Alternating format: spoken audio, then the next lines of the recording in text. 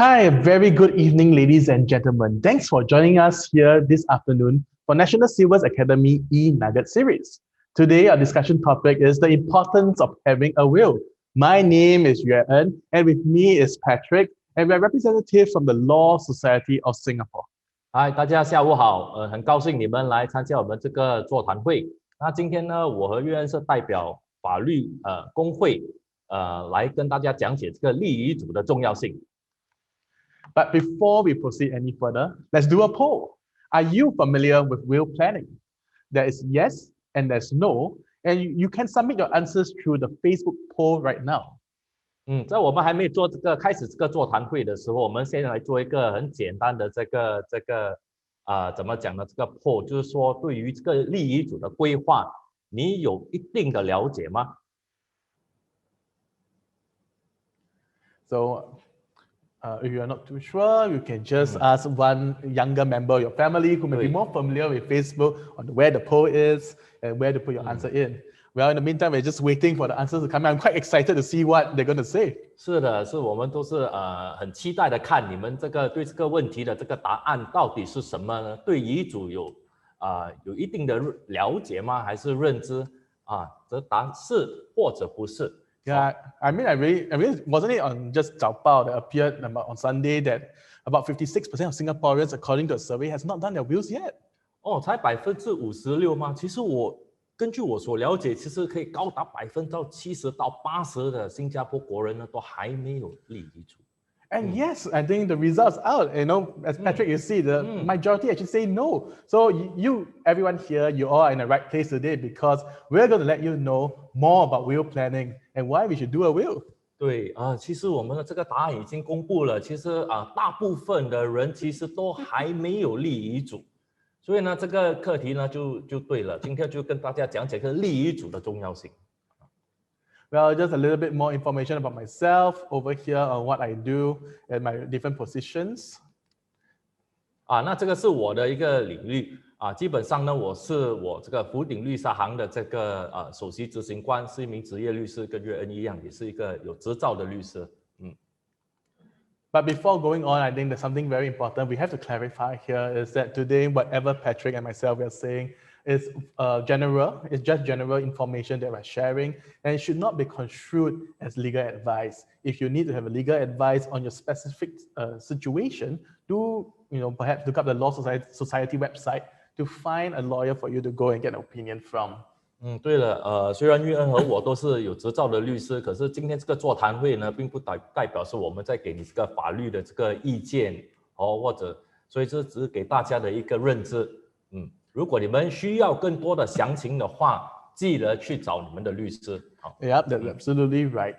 So I think Patrick, one of the first few things on how we can start is answering this question, right? Like, why should we make a will? I guess to me, to make a will is because I want to make sure that my loved ones are going to be provided for according to what my wishes are.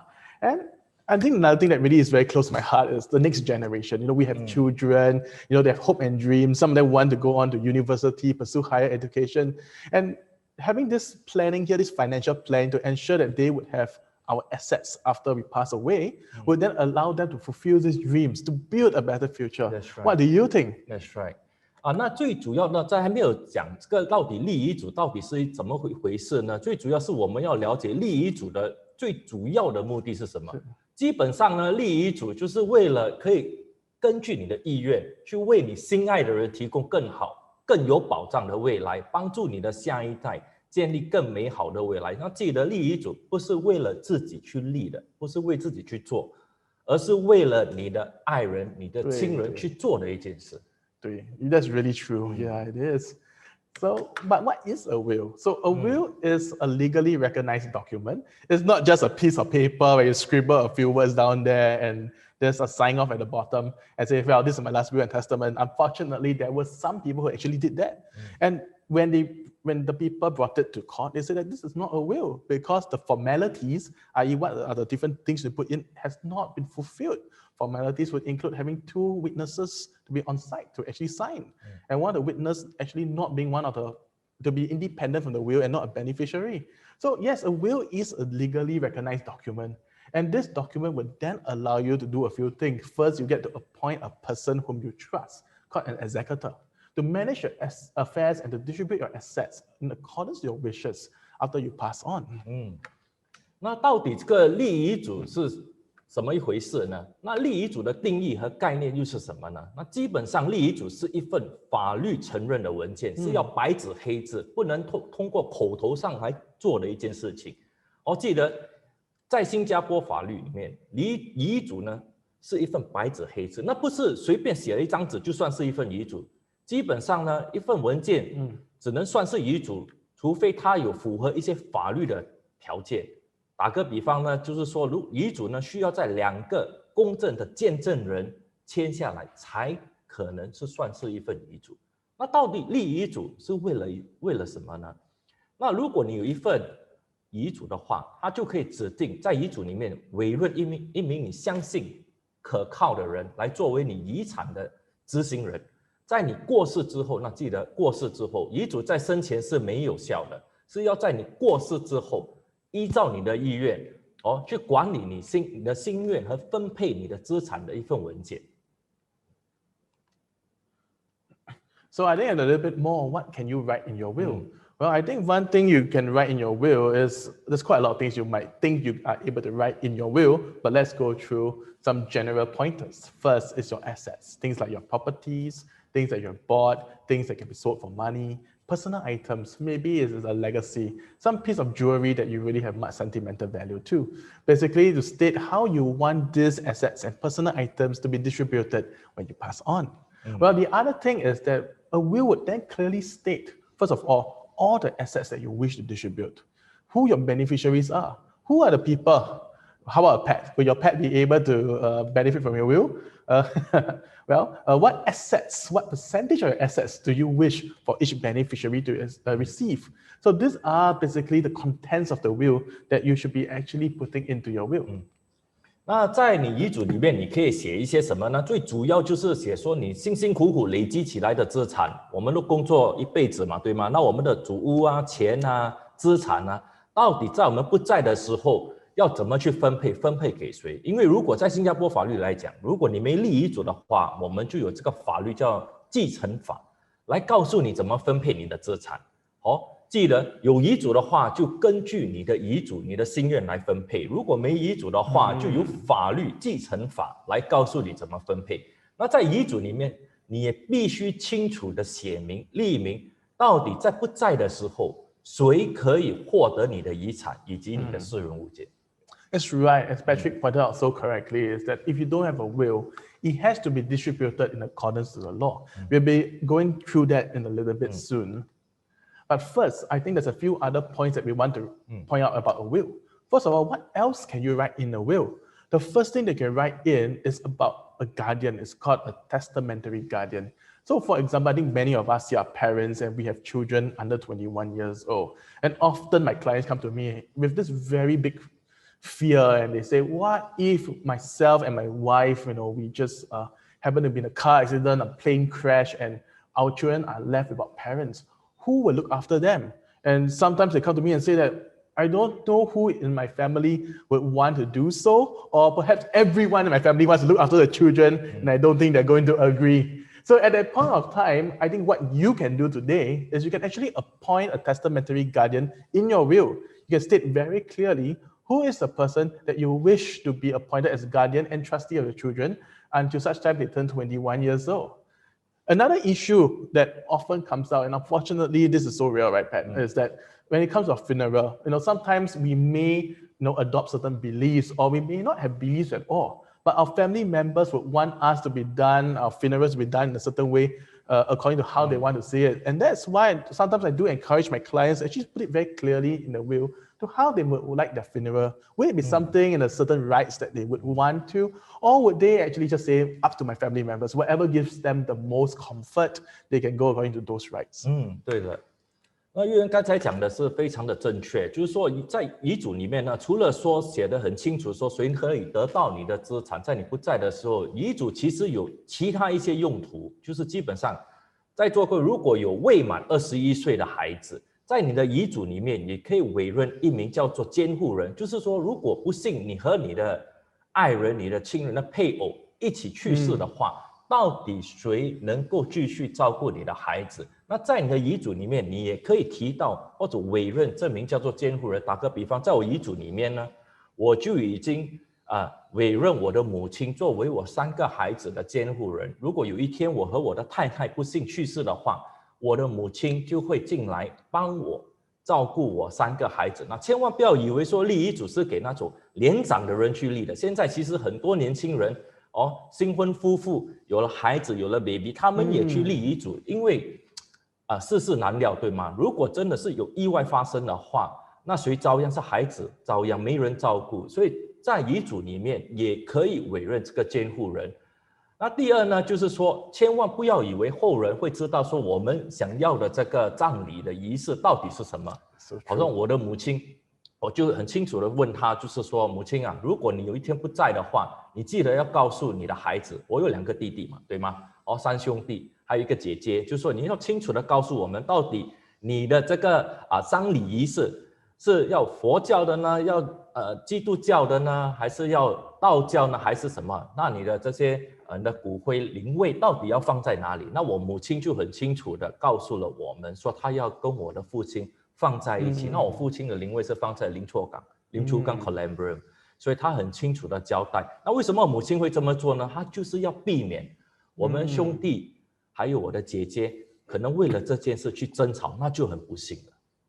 Yeah, that's very good that your family has done it. I think what we really want to just share with everyone that the purpose of a will is really to bring peace to the family. We want to have a situation where there is as little conflict or even no conflict after we pass. I mean, we don't want to be there in our graves and then looking down and then see everyone disagreeing. So a will can avoid that. Yes. So we're talking about properties, right? And what are different kinds of properties that you can put into a will? We have immovable properties, basically, just think about it this way. You shake it, it won't move. So what would that be? Like an apartment, like your condos, a HDB flat, or maybe a private house. Basically, think of it as assets. They are attached to the land. 那你的遗嘱到底可以包括一些什么资产呢？那最主要的就是不动产。新加坡国人很多人都有不动产。可以包括你的政府主屋、你的私人公寓或者有地住宅，只要在新加坡的不动产，你的遗嘱都能包括。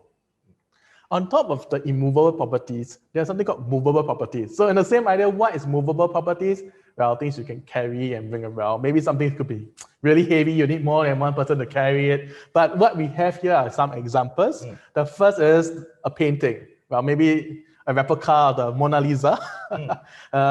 It could be, for example, share certificate, shares. It could be, for example, jewelry, heirlooms, things that you want to pass down to specific members of your family. It could even be gold bars. In this time, we collect a lot of gold bars, we put it in our safe.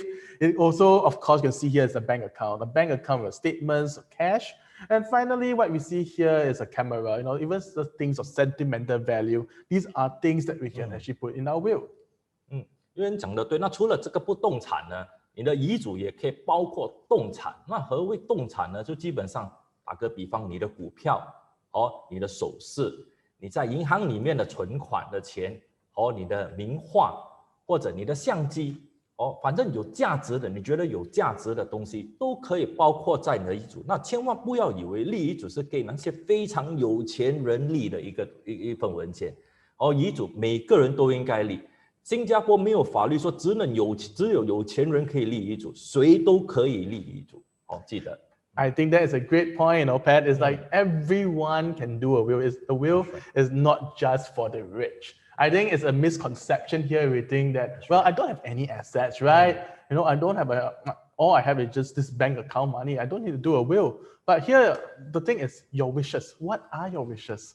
How do you want to realize that? So anyone can do a will. In fact, we do recommend that everyone should consider doing a will. That's correct. Yeah. So, however, there's some properties that cannot be allocated by a will. Okay, and I think this is just something that we really need to pay heed to right now, so that we don't get confused. So, you are taking down notes. It's time to take down notes on this one.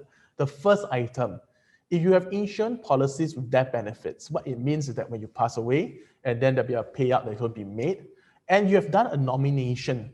There are certain kinds of nominations. There's a trust nomination, there's an irrevocable nomination, there's a revocable nomination. But the bottom line is, if you made a nomination, someone whose name you've written down to ask that this death benefits be passed directly to when you pass away, well, this insurance would then not be distributed in accordance to your will. However, I would also like to put here that insurance can be distributed in accordance to the will if there is no nominations at all. So just bear that in mind. An insurance policy, the death benefits can be distributed by will or cannot be distributed by will, depending on whether you have a nomination or not. The second item, your CPF monies. Well, we all have CPF monies. We are Singaporeans or PRs, and then we have accumulated quite a bit. Well, for CPF monies, if you want to distribute it to a certain person, you have to do a nomination with CPF. Nomination these days is actually quite simple. Most of it is done online. I was just trying it out the other day. All you need is your SingPass. However, if you don't do a nomination, then your CPF monies will be distributed in accordance to the law, which may mean that it may not be distributed in accordance to your wishes. For example, if you have someone who's very vulnerable, someone who's really dependent on you, perhaps it's your elderly parents, perhaps it's your special needs child, you might actually want to nominate your CPF monies towards them. So I think the second thing of CPF is something that we should take into consideration when we are doing our planning.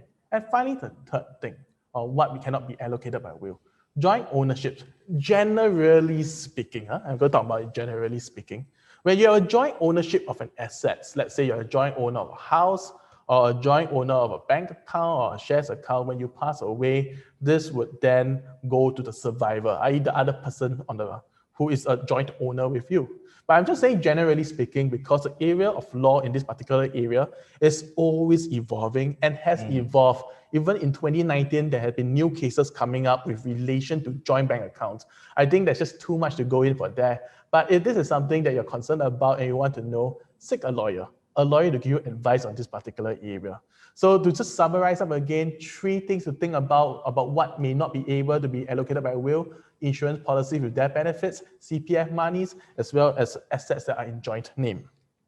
玉恩讲的对，那你遗嘱可以包括很多动产呢、不动产，可是有几样东西你的遗嘱是不能包括的。第一样就是提名保险。如果你有买保险，在你的保单里面你有提名你的受益人是谁的话，那在你不在的时候呢，这个保险赔这个金额就会给到你的提名人身上，不会包括在你的遗嘱里面。可是呢，如果你买了保险，没有放提名人是谁，没有放受益人是谁的话，你的保险金就能通过你的遗嘱来分配。记得了，你买保险的时候，你可以提名受益人，或者你可以不提名受益人。那第二种资产不能包括在你遗产里面，你的遗嘱里面，就是你的公积金。一个人不在的时候，你的公积金户口就会被关掉，你里面的这个存款，公积金存款就会交由给我们的政府部门 Public Trustee 去处理。那这个政府部门需要看到就是你有没有做这个公积金提名。那怎么做这个公积金提名呢？岳恩刚才有讲过，就是你可以其实上网去做这个公积金提名，或者去公积金局那边去填这个提名表格，告诉公积金局政府部门，在你不在的时候，你这个公积金里面的钱到底要给谁？这个提名表其实是非常容易的去做。那记得，如果你有做这个公积金提名的话，你公积金里面的存款就会根据你的提名来去分配，给到你提名受益人身上。那如果你没有做这个公积金提名的话，那你这个公积金里面的这个存款就会根据新加坡继承法，刚才提到这个继承法来进行分配。那公积金局不会去考量说你到底有没有这个遗嘱，因为这个公积金的存款不会包括在你遗嘱里面。那第三样呢，刚才岳恩有提过，就是所谓的这个联名资产。那在这个联名资产呢，其实是有一点复杂，这个法律关于这个联名资产就有点复杂。那简单的来说呢，是如果你有联名资产，政府族也好，私人公寓或者联名银行户口也好，那我们在这个联名法律里面有这个法律叫做这个生存者取得权，生存者取得权，英文叫做 right of survivorship。就是说，如果一个人先走，一个联名资产的这个先走的话，那这个资产联名资产就属于那个还在的。既然那个不在的已经走了，已经没有这个资产的话，这个资产就不能通过他的遗嘱来分配。因为他已经先走了，就没有这个资产，这个就是所谓的这个生存者取得权。所以如果你有这个联名资产的话，有可能你的这个联名者不能通过你的遗嘱来分配。可是呢，你不要担心说，那如果你所有的资产都是联名资产，因为我知道很多夫妇都是联名资产嘛，的政府租啦、银行户口那是不是说等于说你不需要立遗嘱呢？其实也不对。其实很多夫妇，就算他们的资产是联名资产，他们也一起去立遗嘱，他们也因为他们不知道到底谁会先走一步，对吗？一定会有一个人先走。走了之后，另外一个也会走，所以他们两个因为不知道谁先走，他们一起去立遗嘱。千万不要以为说所有的资产是联名资产，那就不需要立遗嘱了，因为律师讲说，反正不在的话，先走的话，资产不是我的，不能通过遗嘱来分配，那到底立遗嘱来干嘛嘛，对吗？可是话说回来，你可能不会先走啊，你的配偶可能先走啊，如果他先走的话，这些联名资产就是属于你的。通过那个生存者取得权，那将来你也会走的，所以你需要有一份遗嘱来包括这些资产来分配。What Patrick says is absolutely right. Some because you might have joint names in like your HDB flat or in like your bank account. Does that mean I don't have to do a will? No, I mean you don't even know who would go first, whether it be yourself or perhaps your partner, your spouse, and that happens, right? The wills will kick in. But one thing about doing mirror wills, which is doing wills at the same time, I really think that it's really a great assurance to each other that both you and your spouse and you and your partner are actually planning together to how you wish your assets to be distributed when you go. And I think that is really a very epitome of what is meant by partnership here. So that is why I would even recommend that even if you have joint assets, to do a mirror will together. Yes, 禁止遗嘱.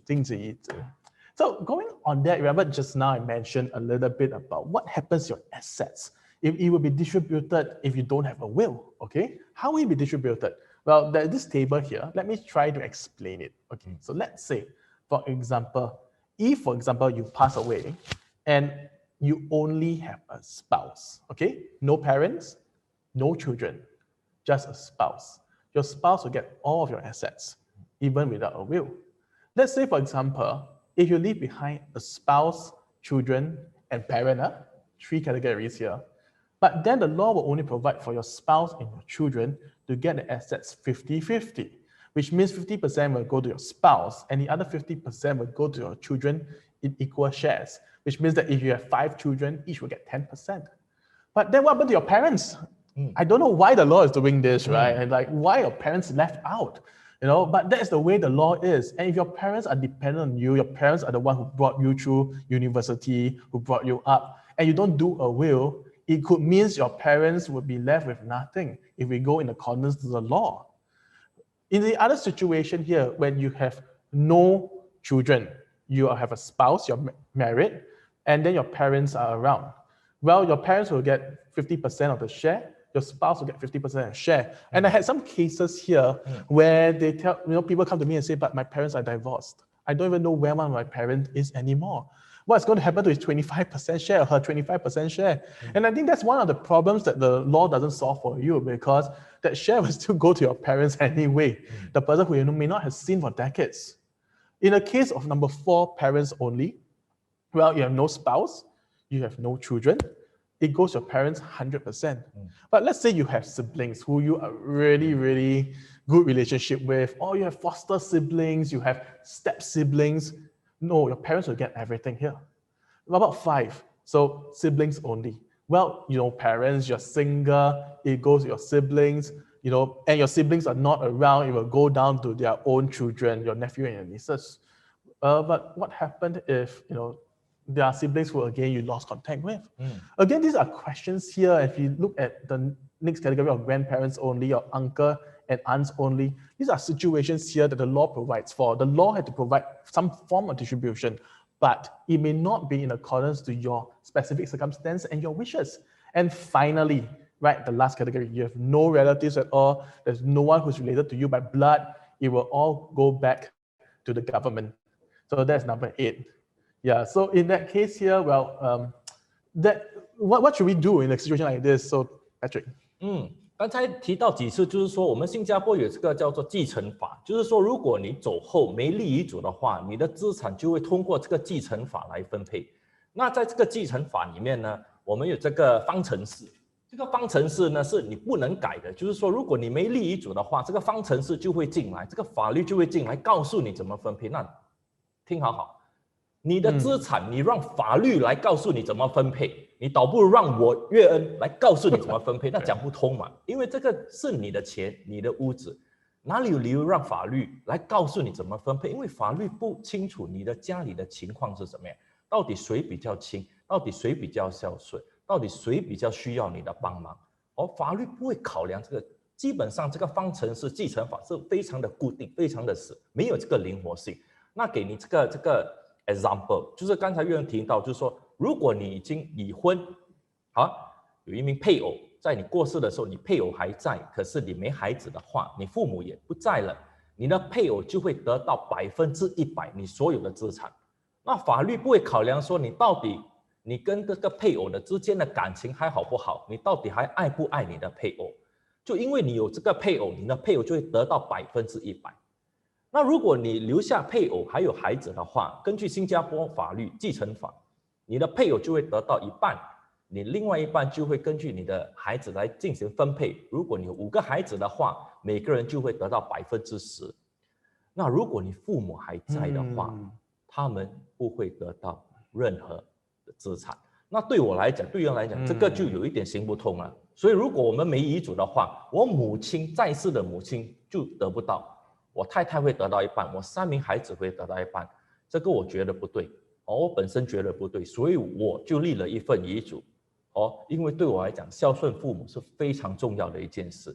可是，在我们新加坡继承法里面，如果你留下配偶和孩子的话，你的父母就算他们多么需要你的帮助，就得不到你的资产。那接下来呢，如果你走后没留下孩子，只有配偶和父母的话，你的配偶得到1半，你的父亲在世的父亲得到25%，在世的母亲得到25%。所以你看，根据新加坡法律，你的父母还是比你的配偶得到的比较少，相比下比较少。那接下来就是，如果你走后只留下没有配偶也没有孩子呢，只有父母，你的父母就会一人得1半。那你的兄弟姐妹不管多么亲，也会得不到。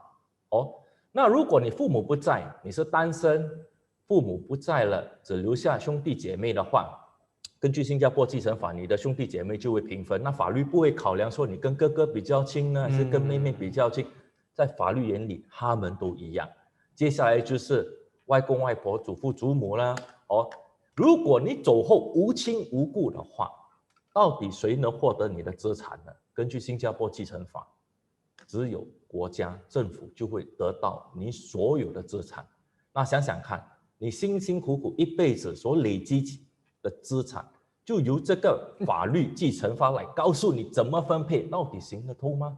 行不通。你看那个百分比例是固定的，你没有这个灵活性。你们可能说可能我这个孩子需要我多一点帮忙，我就分配多一点。你没这个灵活性。法律说你得分给你的配偶，就是给你的配偶的孩子。那你也看好这个分配法，有好多人也没在这个方程式里面。打个比方说，如果你要给慈善机关charity 或者你的 godson 你的好朋友你的宗教还是你的相亲宗会这些，你都没有办法通过这个继承法来分配。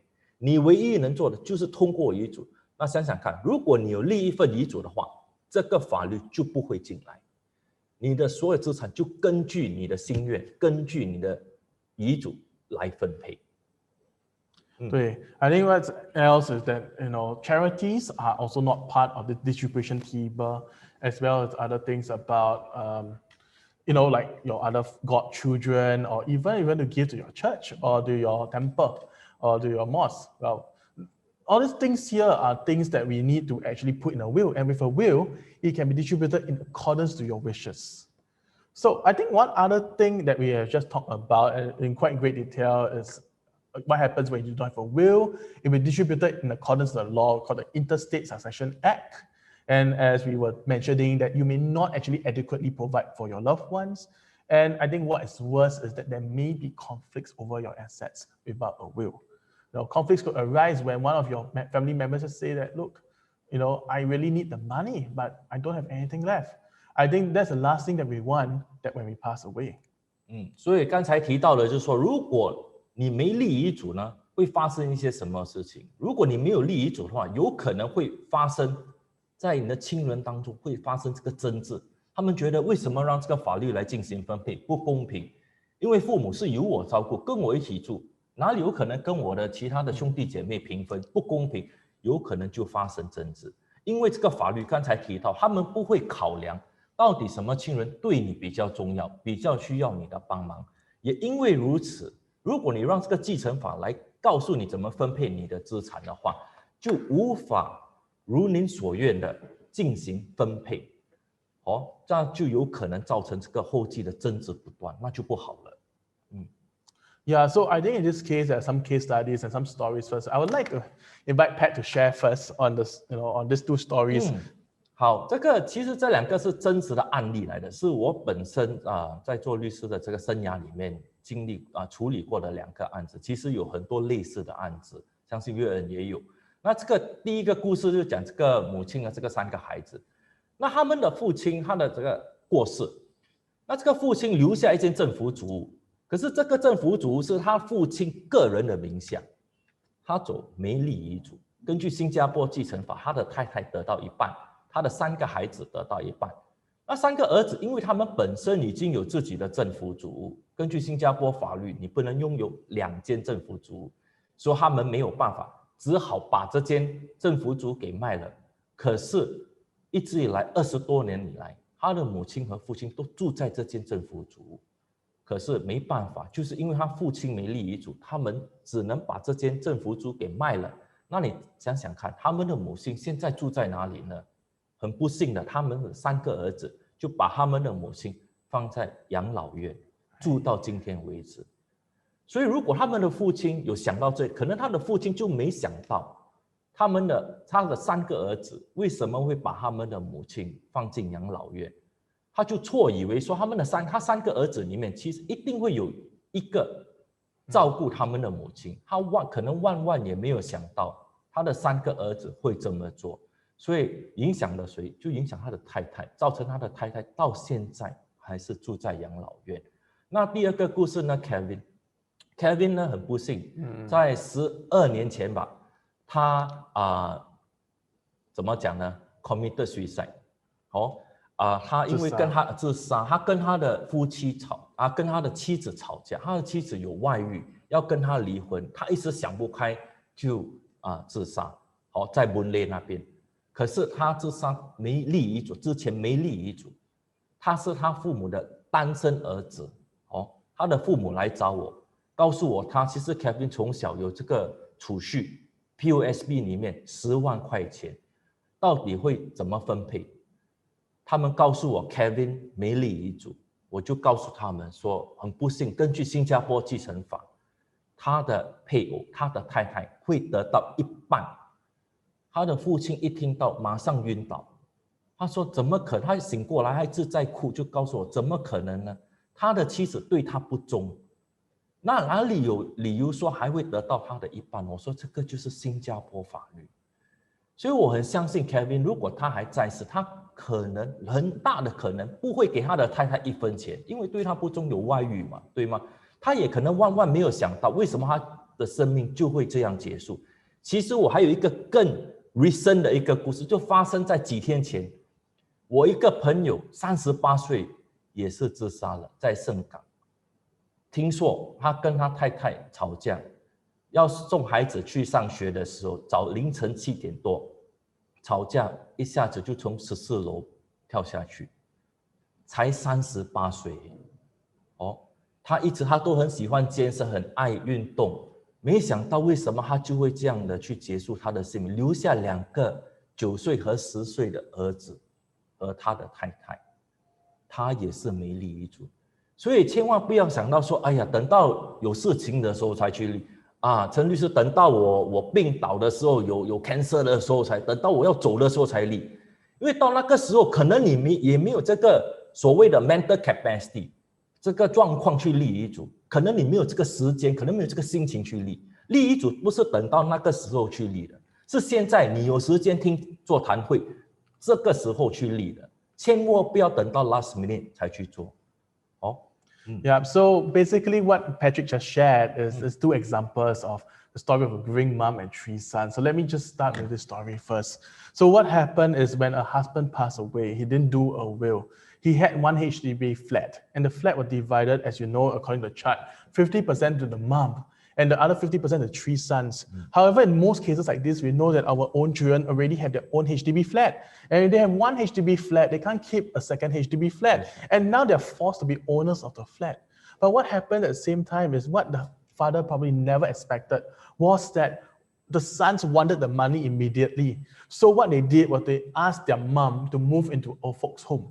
And once you move into old folks' home, they sold the flat. But this was the home which the mom had built her life. It's the place where the mom had all the memories with her husband and all these years. And now her son wants the money and asking her to go in the old folks' home. Yeah. I think this is really, really tragic in this case. And this could have been avoided if the father had actually sat down and planned to who is he going to give the house to. He could have always written a will to say, I'm going to give it to my wife.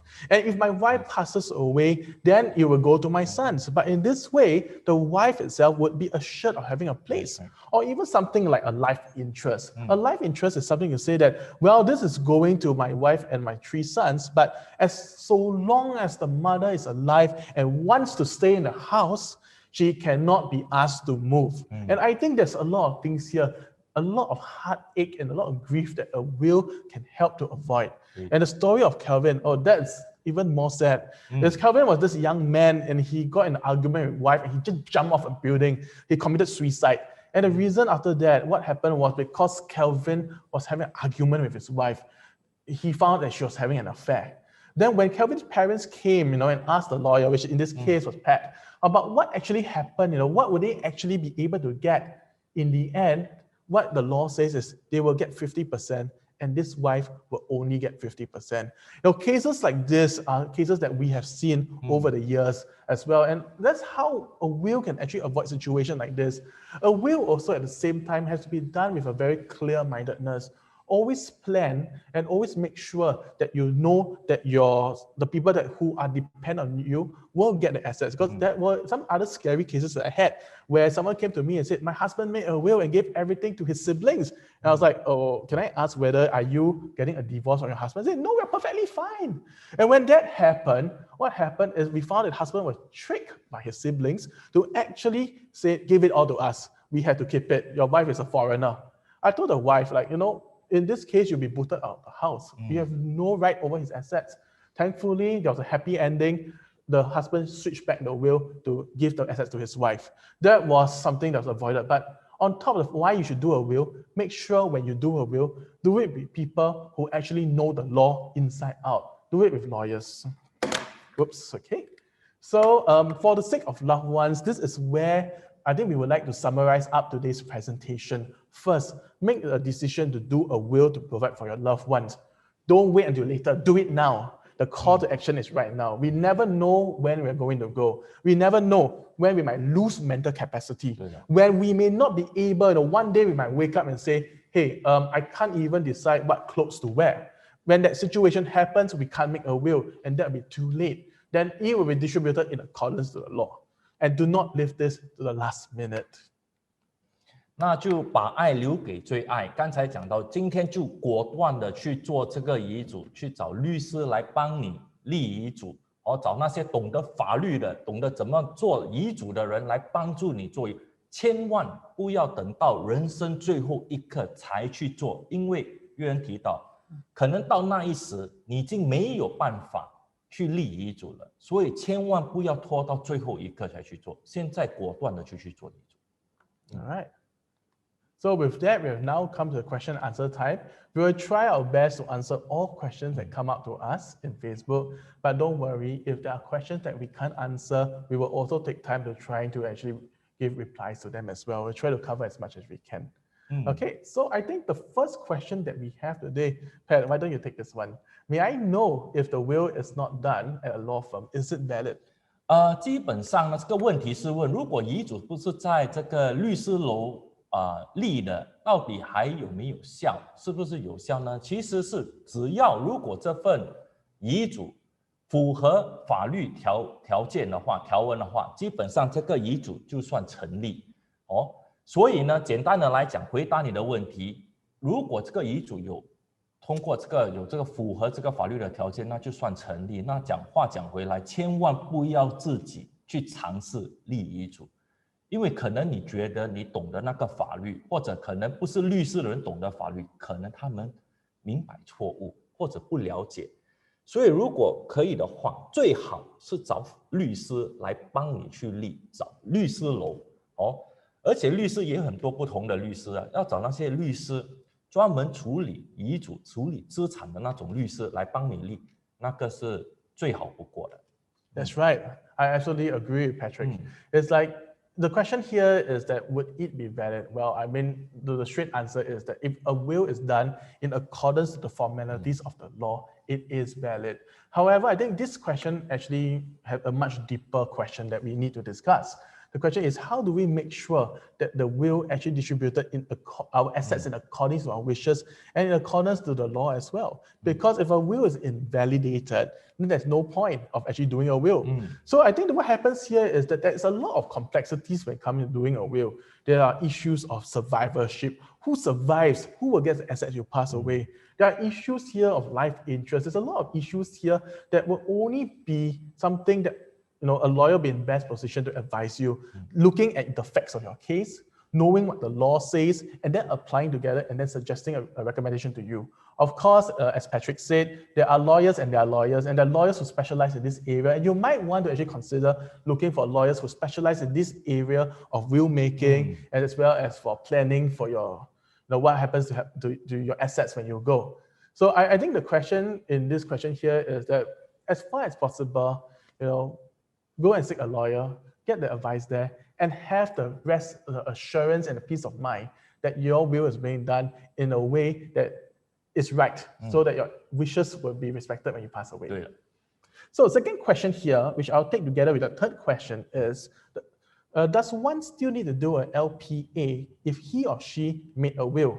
Or is it better to do both? And the third question is, what is the difference between a will and an LPA? So what is an LPA? An LPA stands for lasting power of attorney, okay? And what is a lasting power of attorney? A lasting power of attorney is a legal document that you can execute, okay? This is a document that will state that when you lose mental capacity, and what is mental capacity? Mental capacity, as I referred to earlier, is the ability to make decisions for yourself.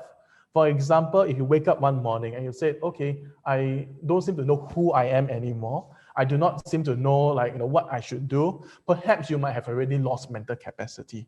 In a case like this, then someone needs to be appointed as your legal representative to come in order to help you manage your affairs. So using a lasting power of attorney, when you have this document, you do it when you still have mental capacity. I have done my lasting power of attorney. I've appointed my wife as my donee in order to look after my affairs. So that means that if I have a car accident, my brain is damaged, if I have a stroke, if I have dementia, then my wife would then activate my lasting power of attorney, going to a doctor, getting a medical report to say that, yes, I indeed have this medical condition. And then she'll start deciding things like, our bank accounts, our houses, how to spend money on my behalf. Where do I stay? Do I go to a nursing home? Do I stay with her? So this is a lasting power attorney. So I would always like to say a lasting power attorney is a document, a legal document that you use in order to safeguard against brain death. Brain death, when your brain is unable to make any more decisions. Whereas the difference is a will is something for you in order to safeguard harmony and peace in the family after your death, your physical death. So remember, LPA is for brain death and will is for physical death. That is the key difference between the both. Should one do an LPA, one make a will? I'll say yes. Of course, you should do both a will and an LPA at the same time. In fact, there are other documents that you should do, like a ACP, Advanced Care Plan, or you might consider doing an AMD, Advanced Medical Directive. These are documents that we all need to do. Is it better to do both? Yes, it's much better to do both. However, can an LPA affect a will? That answer is it could affect the will. It could affect the assets. But for that, it's too long of a discussion, and I think it's best to check out with your lawyers. OK， 那第二和第三道问题呢一起解答。第二道问题就是说，我们如果立遗嘱还需不需要做这个 LPA？LPA 呢就是持久授权书，是另外一个法律文件。那还是要一起做会比较好呢？那第三道问题是说，那到底遗嘱和这个持久授权书的不同有些什么呢？那基本上这是遗嘱和持久授权书是两个完全不同的法律文件。我们有一句话就生老病死，这个是我们人生可能会经历过的这个一个阶段。那这个持久授权书就是在这个病痛的时候，在你失去心智能力、无法照顾自己和帮自己做出一些重要决定的时候拿来用。那死是这个所谓的 cut off。死过后，如果你有遗嘱的话，遗嘱就会帮你分配你的资产。可是，在你还没走之后，那个病痛，在你失去心智能力，可能说中风啦、cancer 啦、brain death， 在这个期间可能是几个星期、几个月，或者甚至几年。在这个阶段，你已经无法照顾自己，无法帮自己做出一些重要的决定。在这个阶段，你需要一个可靠、相信的人，叫做 donee， 被授权人。来帮你做出一些非常重要的决定。打个比方，就是所谓的 personal welfare， 私人福利，住哪里、吃什么、跟谁住、穿什么、去哪一家医院接受什么治疗，这些重要的决定，在你众多亲人当中，到底你最相信哪一个委任这个被授权人？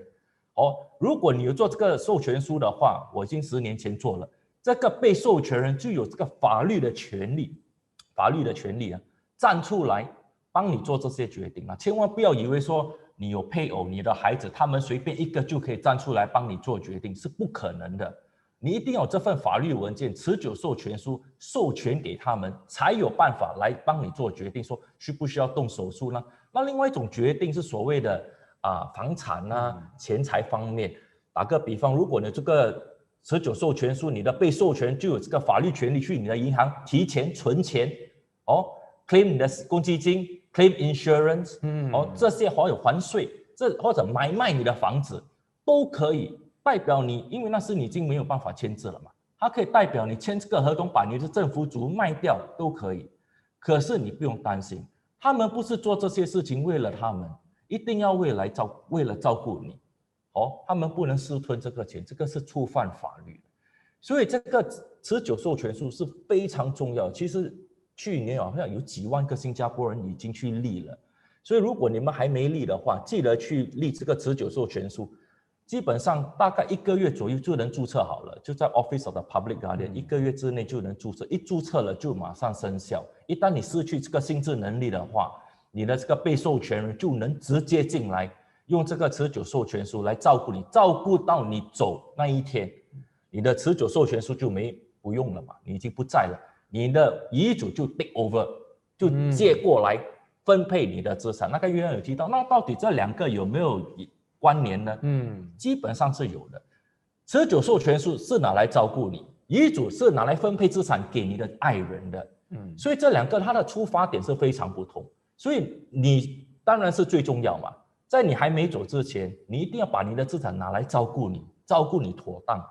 照顾你不在的时候，如果还有剩下资产的话，你的遗嘱就把这些资产分配。但如果照顾完毕，你没有剩下什么资产的话，那你的遗嘱就没什么东西去分了嘛，对吗？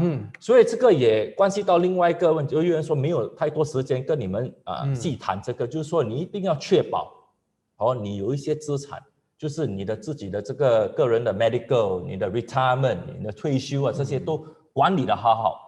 在你走的时候，你还有一些 legacy， 你的 nest egg， 来通过遗嘱来分配你的爱人，那个就是最好的规划。Yes. In fact, what Patrick was saying is what I was actually planning to talk about, which is legacy versus your own needs and expenses. Because an LPA, your donee could spend all your assets for your healthcare, for your personal expenses, and not realizing that you actually wanted to give a legacy. So by the time it reaches the will, you may have nothing to give away.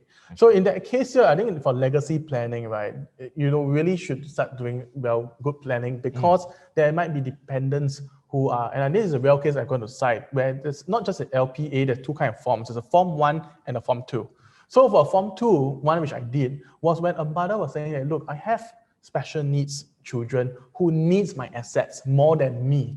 So this is my plan, and I want to make it very clear to the people who I'm appointing as donees to how much money should be spent on me and how much money should be spent on my special needs children itself. So I think these are examples of planning that goes beyond just just doing a will or just doing an LPA, but it actually goes into a lot of thought, a lot of consultation. So always do it with someone with the correct expertise. 对 You want to say that, Chinese? 那持久授权书基本上就有两种，有人提到就是表格1、表格2。其实大部分我的客户都做表格1，有人做表格2。我本身做了表格，因为是比较简单、比较容易做。所以表格1呢，基本上是一个所谓的 prescribed form， 是一个 standard form 了，所以说保格料 form 比较容易做。那如果你要有一些特殊的情况、特殊的这个要求的话，你只得做表格2。打个比方，在表格2里面，你可以说你可以委任超过3个被授权人，或者说如果你只给被授权这个权利来去你的大华银行或是发展银行提钱的话，你有这些特殊的要求，你就得做表格2，是一个 customizable 的一个 form。对。So for the 表格2, LPA2 is a form that is customizable, and it's also something that you can put in a lot of your restrictions, your conditions, and things that you wish to actually give more guidance to your donees. LPA1, as Patrick said, is very, very broad. It's very easy to do. It's something you can do it fast. But however, it must be someone who you really trust that you appoint as your donee for LPA1. Unfortunately, about 5 years ago, there was this case of a very young tour guide who was 27 years old who befriended an old lady who was 80 plus years old. And the 80 plus year old lady appointed him as her donee. And what he did once he got control as a donee was to start to dismiss her employees, to siphon her money off into his own bank account, to sell off her art collection. There were so many things that he did. So once again, LPA1 or LPA2, LPA1 allows you to choose someone that you trust in order to take care of your needs. But an LPA2 allows it to be more customizable for you to put in safeguards if we want to think through this process together. So again, for LPA2, an LPA2 has to be drafted by a lawyer like Patrick and like myself. We are people who actually draft LPA2s and also other lawyers around. And then LPA1, again, it has to be signed off by lawyers, a psychiatrist, a neurologist, or a certified GP. 对，那表格2记得只能通过律师来做。那表格1呢，你可以通过律师呢，或者有那个 approve 被那个 OPG 政府部门批准的这个医生或者这个 psychiatrist 来做。Okay, so looking at the questions, right? There was this question here which I see. Can the witness also be appointed as the will executor? And the second question is, can the executor be a beneficiary? So I think for that, just to answer it quickly, can the executor be the beneficiary? You'll find that quite often the executor is the beneficiary because you're going to give money to somebody. The executor is a person who actually goes to court to get out the grant of letters of probate in order to be empowered to distribute the estate. So if there's only one beneficiary, the person will be distributing to himself. But if there are few beneficiaries, the executor will distribute to these few beneficiaries as according to your will. Can your witness also be appointed as the will executor? Well, in this case, actually, what we always like to do is we like witnesses to be a bit more independent. So that is why when we draft a will, or my client draft a will, myself or one other colleague of mine will be the witnesses of will. Although I think theoretically speaking, a witness can be appointed as a will executor. But remember, a beneficiary cannot be a witness. And beneficiaries, close kin, spouses also should not be witnesses as well. Because in that case, there's something called a conflict of interest. Because can you imagine this? That, I witnessed the testator signing the will, and actually because it's like, I'm going to benefit from it. I think there could be a conspiracy that could be read into this. So I think this has to be something to be very careful. And as we said very early on, 2 independent witnesses in the presence of the witness means that they can see you sign. So I think these are some formalities here that we must take note of. 那另外一个问题就是说，我的那个执行人呢，也可以是不是受益人呢？或者我的这个见证人可不可以是我的遗嘱的执行人？那简单的来说，就是你的遗嘱的执行人可以是你的遗嘱的受益人，可是不能做你遗嘱的见证人。执行人可以是受益人，可是受益人不可以是见证人。那见证人你不用担心，通常你的律师楼呢会做你的见证人，你的律师楼的律师呢，或者他们的这个 support staff 会做你的遗嘱的见证人。那还有呢，就是你的受益人或者他们的配偶、他们的亲属也不应该做你的这个遗嘱的见证人，因为有这个利益上的冲突。所以让我重复，执行人可以是遗嘱的受益人，通常都是这样。你要给你的儿子，就叫你儿子去做，他一定跟你做好好的嘛，对吗？所以执行人做受益人，受益人不可以做见证人，就是这么简单。So there's this question here on the will. It says, I have properties in Malaysia and Australia. Will these assets be covered in my will? Slightly more complicated question. Well, this is what we're going to answer as lawyers. The first thing is that in our wills, generally we put in that this cover all assets in Singapore as well as wherever in the world as well. However, the question that comes in the complication is what sort of properties are in Malaysia and Australia? Are they movable or immovable properties? Also, would the regimes, the legal regimes of Malaysia and Australia also recognize a will that is validly executed in Singapore? These are questions that Malaysian and Australian lawyers would have to reply you. So you can see that when you have more assets in not just Singapore, but around the world, that is where you actually need to have a comprehensive advice from lawyers in Singapore, lawyers in Malaysia, lawyers in Australia. And what we do is that lawyers normally just coordinate with their colleagues overseas as well, in order to make sure there are other issues that you might be concerned about: taxes, inheritance tax for beneficiaries if they are situated overseas and not in Singapore. And also at the same time here is that if there's something about, when they are going to get the inheritance as beneficiaries overseas, there are certain restrictions, like for example, there are things like forced heirship rules. So there's a lot of things here that are complicated. And I think this will be questions that we should go for legal advice.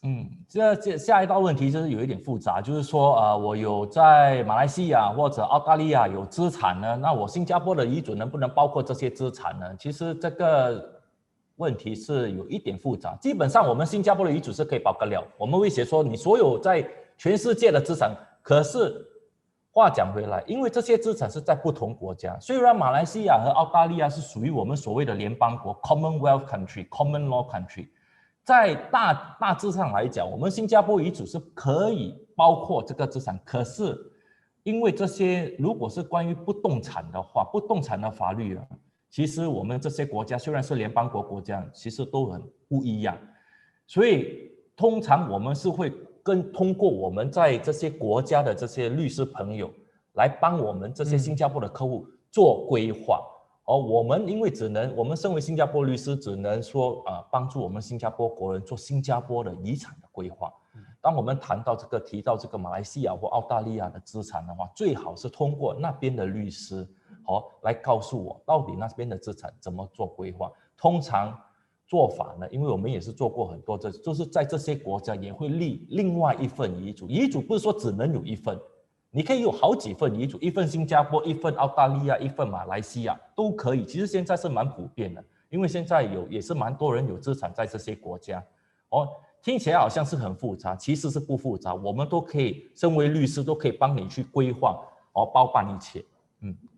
Yes. So in this particular case, just to mention a little bit more what Pat was just discussing, there's something called concurrent wills, which is basically a will in different countries with assets, and that's something that's entirely possible. I think the other thing he mentioned about is Commonwealth country. Australia and Malaysia are both Commonwealth countries, but at the same time, for 我们中国朋友, as well as those in Singapore with assets, or even our friends in European countries, you may have assets that need to be distributed in your home countries in accordance to your law as well. So in that sense, because you're from a civil law system. So as you can see again here is that wills can be simple and yet it also can be complicated as well. So I think that is why I should go on to the other question we asked is, must a will be made legal by lawyers or just need to have two persons acting as witnesses at the signing of my will? I think the question here we should ask once again is, from what we've been discussing here, is that a will is not made legal by lawyers or anything. You don't really put a stamp that says certified and approved by lawyers. I mean, there's no such thing as this. However, it's the quality of the advice that goes in to what is our knowledge of the laws in Singapore, overseas, as well as specific situation that comes in to actually make it more valuable in your planning. Yes. 下一道问题是说，我们需不需要这个遗嘱通过律师来 job 说这个才算是合法？那其实是没有这个法律需求说需要律师来 job 合法。只要你的这个遗嘱符合法律条例的话，就算是合法。Yes, I think that's a very interesting question. I think it's a follow-up from our talk about LPA just now. How can the family members of the loved ones who is not mentally sound seek legal help so that the family members can take care of the welfare and finances? So I guess in this case, we're mentioning about lasting power attorney, that if, for example, before the family member became mentally unsound, had executed a lasting power attorney, then the donee can come in to take care of the welfare and the finances after that. However, in a situation, let's say the family member had been not mentally sound since birth, they perhaps maybe special needs, or they has mental illness when they were in the childhood, or when they're young people before they turn 21, and they didn't have an opportunity to a lasting power attorney. That's where a court-appointed deputyship can come in for the court to appoint somebody, a loved one, or even things like professional deputies and donees, who are basically, it could be lawyers or doctors, and a few other categories, in order to be appointed to manage welfare and finances. 下一道问题是说，家里人呢，如果在里面有一个说已经失去心智能力了，到底他们能为他做一些什么？去哪里找这些帮助，法律的帮助来照顾他？那如果他已经这个家人已经失去心智能力了，那唯一的办法就是家里人需要通过律师去向这个法庭申请这个停令，所谓的 deputyship order。有了这个停令，这个家里人、这个亲人就能够被授权在这个法律的权利来去帮忙这个家里人失去心智能力的这个家人去做出这些决定。对。All right. So I think, Pat, the questions that were based on your story. The one, the mom having 50% share to the flat. How could the three sons sell the flat without the consent of their mom? And in the story shared earlier, can the mom continue to stay in that house and the children continue to have interest? 刚才这个问题就是说，刚才我提到的这个真实的案例，就是说，如果母亲要继续住在这个政府组，而那个孩子呢，still own their then the children continue to have the interest in the flat and still own their own flat. 你看，因为那个刚才真实的案例是那个屋子是他们父亲一个人的，所以那个屋主只有一个人，就是他的父亲。他们的母亲只是那个屋子的 permitted occupier， 不是屋主。所以因为他们的父亲走后没遗嘱，根据继承法就是一半母亲一半3个孩子。那个3个孩子已经有自己的屋子了嘛，没有办法拥有第二间，所以唯一的办法就是卖掉。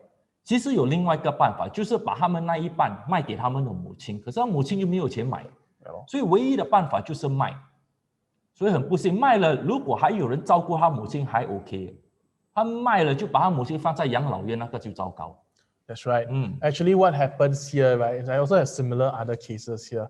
So a mom has 50% of the share of the home, right? And the 3 children want to sell the flat. Yes, you're right. They need the consent of the mom. However, what if the mom doesn't consent? What will lead on into a high court application for sale of property. And in this high court application for sale of property, the court will come to a decision whether the flat is to be sold. And more often than not, they would have to sell the flat.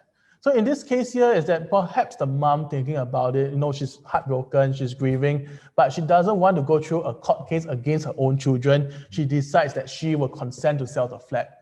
But would the father have wanted that to happen? That's a question we all have to ask ourselves. The second question you ask as well actually is more of a HDB question. I would really advise you to write to your branch office to ask them that question, because this goes into HDB policy. HDB policies, as far as I know, is that if you have a flat, you can't hold any other flat, even beneficial interest. However, I think this is something you should write into HDB and clarify with them for question 14, which is if the children have their own houses, their own HDB flats, can they continue to retain this interest in their late father's flat, whereas the mother continues to stay on? I think this is something that HDB only can answer. Okay.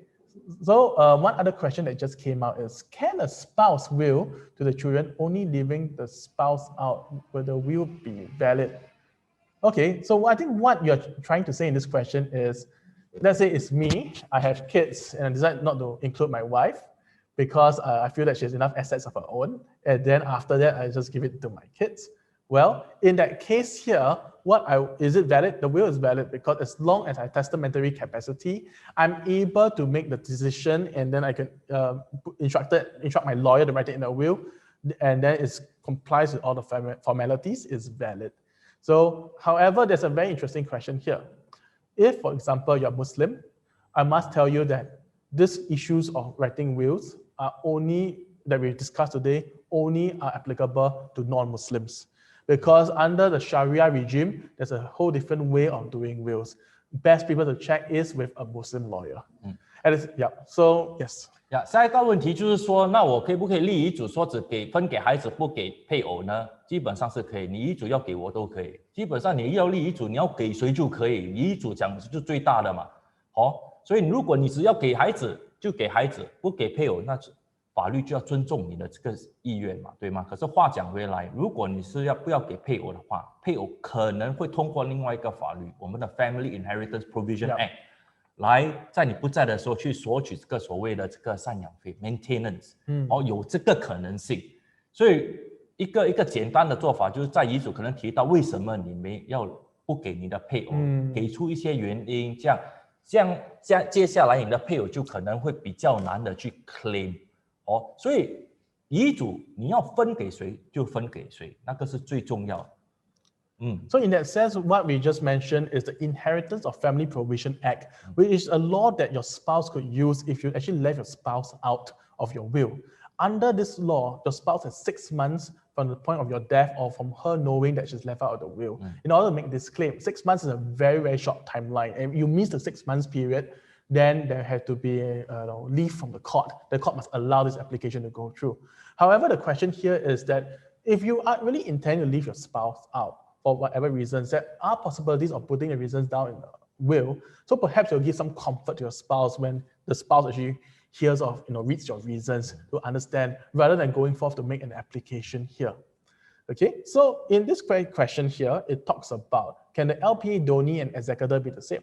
Well, the answer is yes. There's nothing stopping the donee and the executor to be the same. In fact, it may be a good idea for them to be the same person because the donee is the one who is actually exercising management and control over your assets. And whatever remaining assets you have in your life, as an executor, he distributes it out. So I think there's some sense in actually having it together. 另外一个问题是，持久授权书的被授权人和遗嘱的执行可以是同样一个人的话，答案是可以的。其实约翰讲的，其实是一个很好的主意。他们同样一个人，因为如果来在你生前照顾你，将来你不在的，他懂得你的留下来的资产有多少，又有懂得你的遗嘱，他就可以根据你的心愿来进行分配。所以其实是一个好主意，委任同样一个人做你这个持久授权书的被授权人和遗嘱的执行人。Right. So another question here, if we go in order, it says, if your family didn't know that you left behind a will, then how would the family handle this case? Well, it's a very interesting question because currently what we have in Singapore is called the Wills Registry. So you could do a will, and after doing the will, you could have it registered in the Wills Registry for them to take down some information that a will was made at this date and then entry was made at this time. You had to pay $50 to lodge the will with the Will Registry. Yeah, so I mean, some of my clients have balked at paying $50 to put it in the Wills Registry. Now, personally, I think it should be much cheaper, actually, maybe about $10, in order to encourage more people to lodge things in the Will Registry, or maybe for it to be free. I mean, that's just my personal opinion. But I think the other thing is that in order, how would they know? You should always put things in like a safe deposit, in a safe. In order for you to actually, they know to go to the safe, they open it up, and they'll see the last will and testament. Or else, perhaps you had to give a note to them which lawyer did it with, so that lawyers normally do keep a certified true copy of the will itself, or they may keep the original will, depending on their practices. So in that case here, I think that is basically what you can do. Or the Law Society can actually do an advertisement to say, advertisement that will go out to all the law firms to see whether any lawyer can provide information on the will, any will that has been done. 下一道问题是，如果家里人不知道你立遗嘱，那怎么办？那基本上是，如果你的遗嘱没有人知道，等于没有立。所以你一定要确保有人知道你立遗嘱，不要 keep so confidential 到没有人知道。所以最主要的是，你做好遗嘱的话，一份给你的执行人，那你执行人就知道。可是如果你不要给人家知道的话，你要保密的话，你的这个遗嘱就跟你所有的那些重要文件放在一起。因为通常是，如果你不在的话，你的执行人的家人会去看你的这些重要的文件，就发现到你的这个遗嘱。另外一个做法就是你可以去这个遗嘱注册局去注册，可是这个 will registry 啊，注册局他们不会收一份你的遗嘱，他们只是填一个表格。那这个目的是什么呢？就是你不在的话，你的家里人可以去这个 will registry 去寻找一些资料。如果你有注册的话，他们就告在10年前你有去这间律师楼做遗嘱，那你的家里人就可以去找这间律师楼，因为通常律师都会收一份这个 copy 的你的 will。这个都是一些那接下来呢，就是说你的遗嘱呢也可以收在这个保险库里，你的在银行的这个safe deposit box， 可是收在这个保险库，你要收在最好是一个 joint safe deposit box， 因为你收在一个人的保险库，一旦你不在，他的银行就可能会冻结你的这个保险库，那你的家里人就不能去开这个保险箱拿你的遗嘱了。所以要记得，如果你要放在保险箱，记得放在一个联名的会比较好。最重要的还是通知你的知情人，告诉他们说你有立一份遗嘱，遗嘱放在哪里。一旦不在的话，叫他们带这份遗嘱去找律师，那是最好的。Right. The question here is that after death and there's no wills, if the LPA exceed after death and there's no will, how are the assets distributed? If the LPA exceed after death and there is no will， 没有 LPA 和遗嘱那个问题是 LPA exceed after death。基本上是持久授权书一在你过世就没效，那你这有什么遗产留下来的，就根据遗嘱来分配。没遗嘱刚才提到，就根据新加坡继承法来分配。That's right. So I mean, an LPA only governs at the point that you pass away, and after you pass away, if there is no will, then the assets will be distributed according to the Interstate Succession Act, the succession law. Okay. Once a will is done on death, must the family wait for the official assignee to take action? I think in this case, official assignee to take action. Official assignee not involved. Official assignee 是给那些破产者，那些通常去处理这个有关部门的，是一旦can I answer first? Yeah, sure. Once a will is done, right?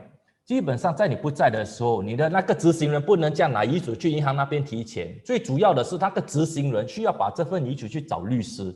那律师需要做一些什么呢？就是律师需要向法院去申请一个停令。叫 grant of probate。grant of probate 这个申请呢，在法庭里面的申请是由法官去见证你这个遗嘱到底是 legit 是有效的吗？所以有这个一个过程。一旦拿到了这个停令叫 grant of probate， 你的执行人就可以去执行你的遗嘱。这个就是那个过程，那个手续。So I think what Patrick has just explained is this, that if you are thinking that we have to go to the official assignee in order to hand in the will for them to distribute money, then that's not the way it works, because according to the process, you have to take out something called grant of probate in order to go to court to file necessary documents for the court to actually appoint the executor as the executor to distribute the estate, to empower the executor, and after that, the executor will be able to then distribute. I think the question, there's maybe a further question here, is what if the deceased is bankrupt and there is a will? I think in the case the deceased is bankrupt, there might be debts owed towards third parties in that case, and third parties could also lodge debt claims on the estate itself. And the OA itself would probably, if the person been bankrupt, might have also something to say in relation to the distribution of assets. In a case like this, if you do know that the deceased is a bankrupt, as an undischarged bankrupt, then yes, you should actually clarify with the OA whether this will affect the distribution of assets in accordance with the will itself. 那个如果过世的那个是一个破产者的话，那基本上你可以书面上写给这个政府部门 official assignee， 问他们说他的这个过世的这个人的这个资产到底会怎么被分配？通常呢是这个债主的这些债务都需要还清，剩下来的才能够进行分配。Jumping down to question 20, since we're on the issue of the official assignee and the public trustee, that's all run by the same department. Can the assets of a person without will be administered by the public trustee? Yes, if they're 50,000 and below, do check out the website. They have a very stringent criteria of how do you actually qualify for them to distribute the assets. Public trustee 那个政府部门可以帮那些没立遗嘱的人去进行分配，根据新加坡继承法来分配。可是他们只帮那些全部那个资产少过5万块的来进行分配。如果超出5万块的话，他们就不会帮你分配。Right. So I think over here right now, we are heading on to last few questions. Okay, one question is how to make claim to the flat as according to the will. I'm not too quite sure what you mean by make claim to the flat. But I think what you actually might be talking about is you have a will, the flat is supposed to go to you. What do you actually do in order to put your legal title into a flat? But if it's a HDB flat, that is something that you should check out with HDB in order for the notice of death to be filed and for the flat to be transferred over. 通常有了这个问题，就是说我的如果在遗嘱里面有提到这个政府主屋给我的话，我怎么样去拿这间主屋呢？基本上一个人不在的话，刚才有提到就是申请这个停令 grant of probate， 拿了这个 grant of probate 的话，那个执行人就能去 HDB 呢把那间政府主屋转名更名给这个受益人，这个就是一个这个手续，把屋子更名给这个受益人。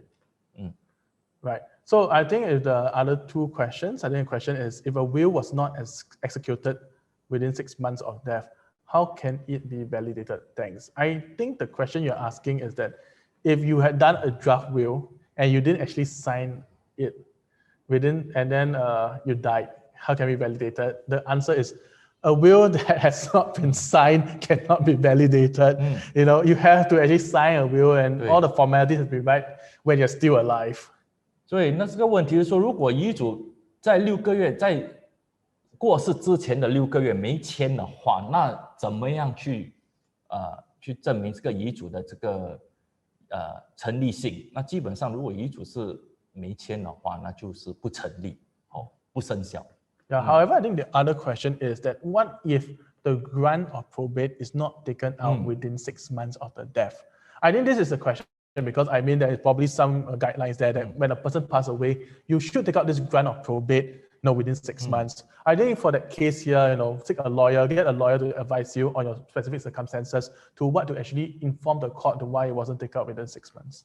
基本上这个问题也可能是这样的吧，就是说如果过世之后在6个月之内没有去申请停令，没有去执行这个遗嘱的话，那会不会造成问题？那我们其实是有这个法律的，就是说在一个人过世之后的6个月，你一定要去申请这个 grant of probate 停令。可是如果你一旦错过这个期限的话，也不是一个大问题，你还是可以继续去申请这个停令，只需要向法官解释说为什么有这个耽误，这个 delay， 通常是没问题的。Yeah. So I think 还有没有问题呢？ I think that's the questions for today. Yes， 我看基本上所有的问题都已经解答了。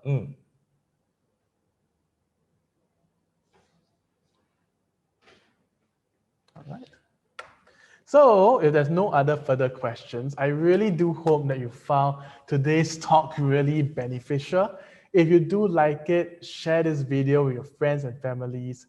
Help them to pick up more useful tips at their own pace and convenience. To learn more about wills, you can also visit the Law Society website, contact the Law Society at 6538-2500 or send them an email. Or alternatively, you can call the National Civil Academy or check out their website to explore even more learning opportunities for seniors age 50 and above. I just saw some really other very cool programs that was going on. I think there's things on mental wellness, even things about exercise and cooking. There's a lot of things for you to check out. Finally, if you like this, do like and follow the C3A Facebook page to be notified of new contents in the future. 希望你们受益不浅。我跟约恩在这边跟你们办这个讲座，这个座谈会，希望你们对这个立遗嘱的重要性呢有得到一定的认知。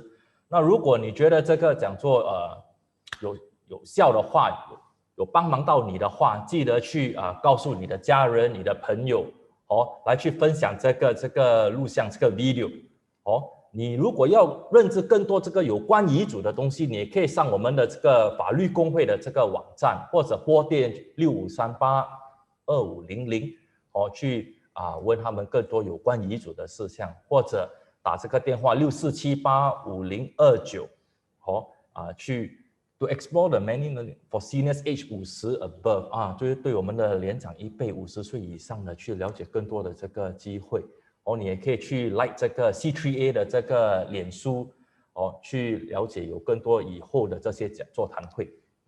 Well, we really enjoyed this afternoon being here.